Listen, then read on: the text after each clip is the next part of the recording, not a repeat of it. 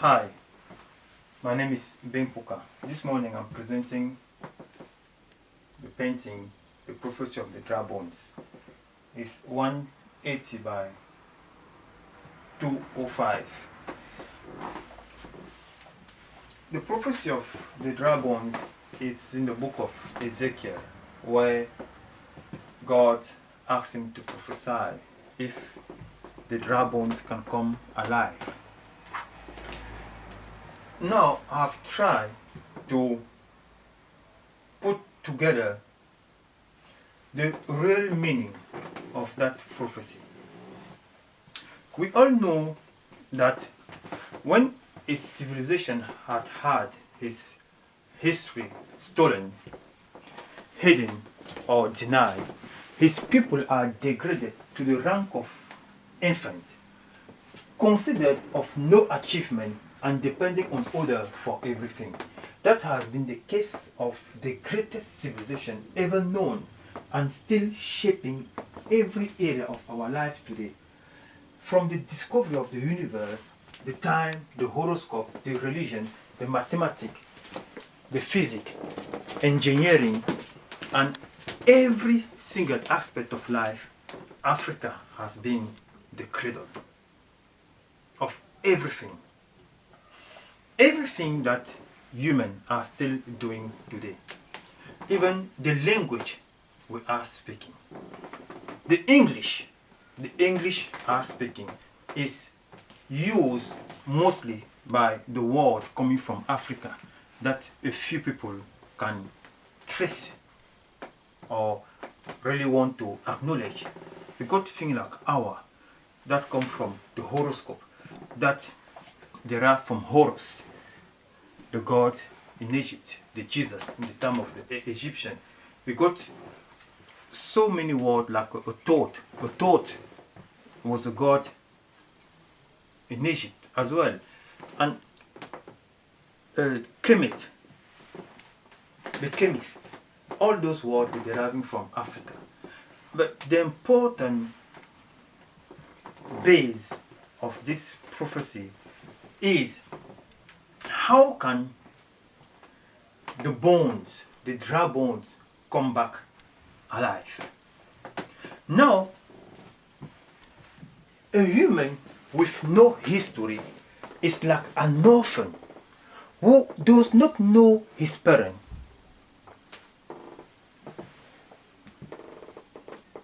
And he has nowhere to reflect on.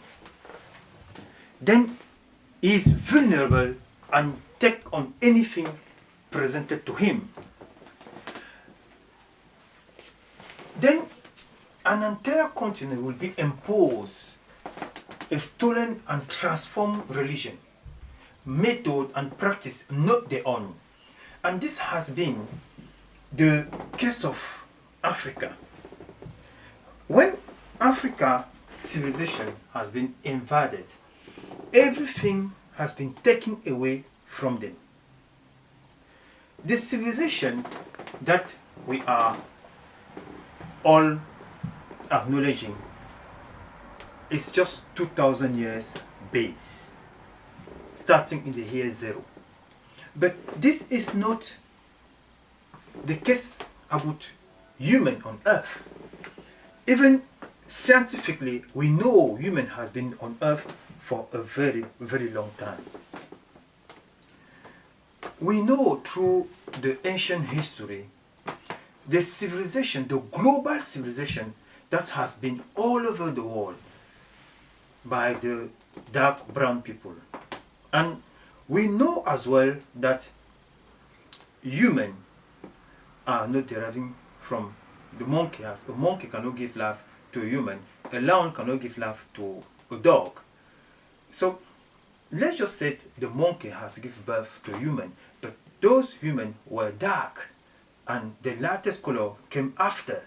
That is proven even into the scientific arena.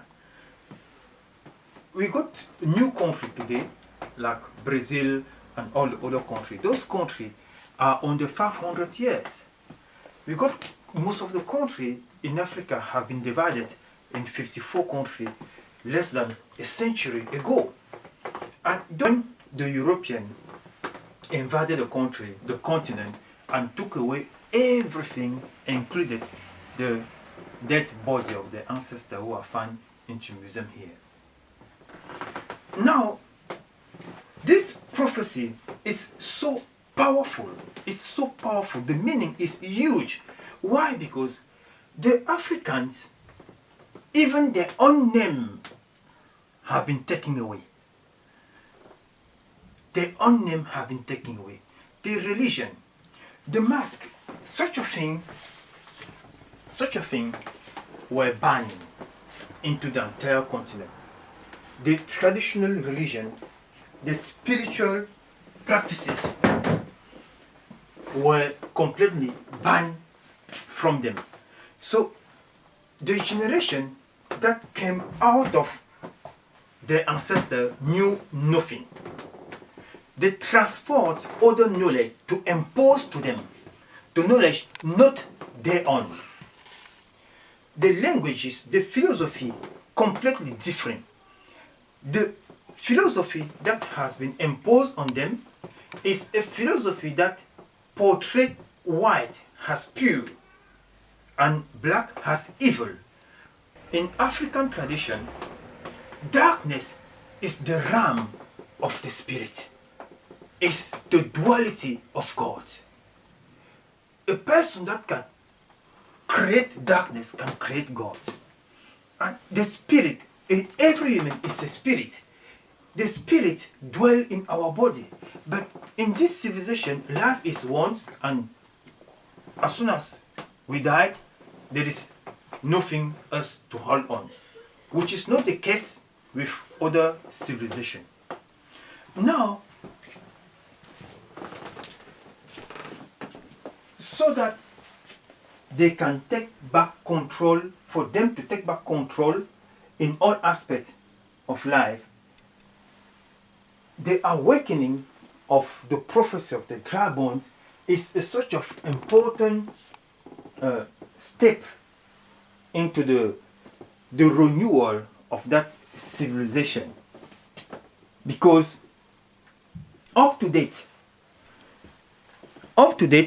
an entire continent has been subject of a huge range of philosophy, from the movement of slavery, bringing the violent people all over the world, to the movement of colonization, and now the third movement of democratization, which is always bad for them but good for others, and it's bringing a huge destruction. Up to date, you can see how many people are dying to those countries because some people cannot pay for the goods that are found into the land.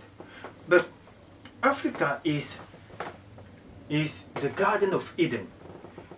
Every single part in Africa is full with treasure. The underground is full with treasure. The land is full with trees. There is no continent closer to the wealth found in Africa. When you come to study that continent, it's so huge in knowledge, in capacity, in ability, that everyone that lands in the continent become rich. The wealth of Europe comes from Africa. The booming in China comes from Africa, most of the new wealth. Now, the restoration of the universe is not going to be carry on happening where people are coming and taking the gold, bringing them over there, creating war and all those things. It's time now for the people from the continent to get a hold of the dry bones and to put on the flesh into their life. They never create a system that destroys other continents. They are not involved in the destruction of other. The only thing they have to do is to keep on surviving, to keep on holding on the light, to keep on holding in their own capacity and the vibrant spirit of the ancestor. They need to renew it because that was the basic of life. The philosophy that is imported into Africa cannot help them, because if somebody said that the best commandment is to love your neighbor as yourself, I have only one question. How can you love your neighbor if you do not love yourself? But the Book of the Dead in Africa, the best commandment was to do unto other what you would like them to do unto you. With that commandment, it will be difficult to hurt other. It will be difficult to put other down. It will be difficult to destroy an entire nation, or to take a pride or being the best or comparing. That is childish attitude. Human shouldn't compare country. We shouldn't live by comparison. There are better things to do, better life to live, to share this wonderful world full of beauty, while we are destroying it from part to the other. The whole earth is in a huge danger of destruction, and it's so huge that we cannot even find out what we are doing to ourselves, because every country is in the race of wealth, the race of growth, which has the direct implication of the destruction of our earth. Now, when you see in some of the part of the history that is come from the accumulation of the past life of the African ancestor, kept in writing, sculpture, archaeology, storyteller, spiritual transformation, dream or prophecy. The transmission of history is passed on in generation through the educational, cultural, spiritual and initiation system, making it to be alive from thousands of years in aim to maintain the same level of habit and perpetuate the same state of mind. But prophecy are made to announce the change and what the future holds. Their manifestation, unlike the prophecy itself or dream, are not fulfilled in the same prediction. Therefore cannot be known, discovered, predicted or interpreted before taking place. The history we know, like I said, is not the history that is, but the one imposed in our generation. But no one can accurately describe the word of another except by taking his place. And if you want to check what we are believing, my word cannot be interpreted by another person accurately. Why? Because it will have to take my place. When we are reading book and claiming that a man walk on earth and he hold all the key, than to give credit to the creator, we give credit to the man, which is good. But there is one thing I'm always said: God deserves of the credit. God is the creator. The way humans are living their life is not their own way. It's not the natural way. No human should bow down in front of another. We are all the creature of God. No human should give his honor to another. No human should be elevating himself on top of another. Why? Because we all died. We all died. Those are the things that we need to acknowledge. Then we will carry on making the history that we know has been plagiarized, transformed and imposed on us. Only a father can describe his child and place of birth, but humans of today have been describing their ancestor while they were not there, while things were happening. Through archaeological discovery, they have been upgrading their knowledge of history to the embarrassment and cover-up of their ignorance. They have declared themselves to be civilized to the evil power of destruction of life and war and all over the earth, producing chaos from the atmosphere to the deep sea, infected the whole realm of creation around the planet Earth by the lack of wisdom and the love of material possession rather than life itself. The prophecy of the dry bones is the renewal of everything. Creation is love-based. Everything in life is based on love. When we mock at our ancestors, calling them native or aboriginal or all other form and name we use.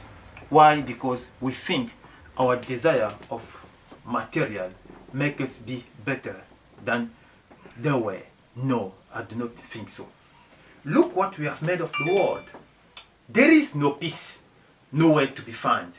There is no happiness, nowhere to be found.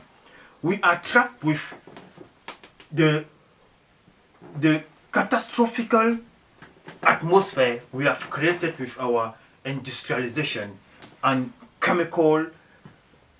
Look at the human body of today. It does not reflect any advanced knowledge.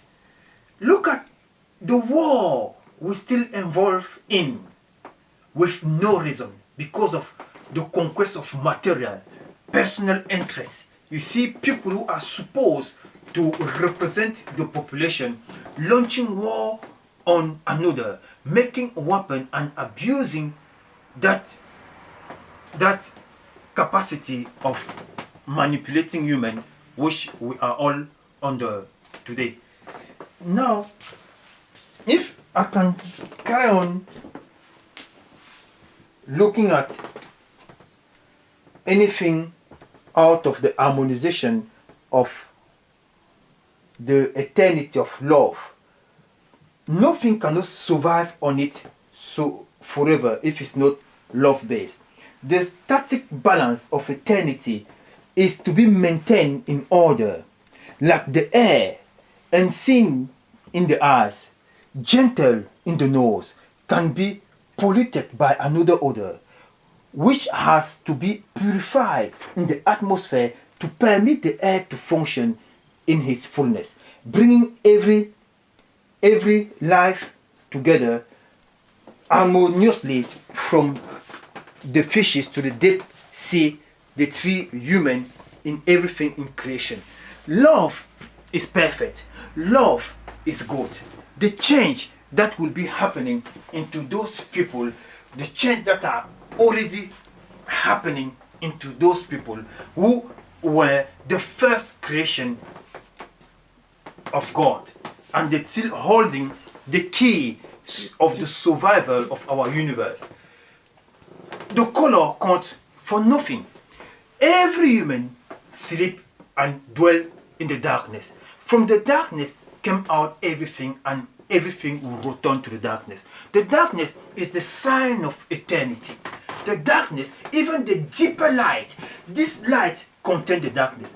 You shoot it off, you find the molecule, the dark molecule that exists, that is the most strongest force ever created by love. Then we come close to the conclusion by looking into the breath of life. Also, words, which are the main ingredient of bringing to life from the sound, have to be purified to maintain the power of harmony in creation. The chaotic speaking word, which causes sin, then lead to death because of the origin, cannot dwell in an eternal realm. That poetic speaking word has been the main activity since the fall of man. To hide or deny the truth is to live by the lies. To live by the lies is to invite chaos, war, destruction, which is the reflection of our world. For a chicken that lives in the farm, the farmer will be his savior. The wild chicken relies in nature and use his freedom to acquire everything, then become one with his nature. This is what we were created from. We were created from the nature. We belong to the nature. Everything that we breathe, that we feel, our connection with the nature is undeniable. We are one with our nature. We need to come back into our humanity, to understand that we share the same conscience, we share the same earth, we share everything together. No part of this earth can remain if the other part is destroyed. If the earth has to disappear, we will all disappear. If the life have to remain or renew, we can all transform this earth and make it into a paradise. Thank you very much. Keep on watching to the next video. Bye.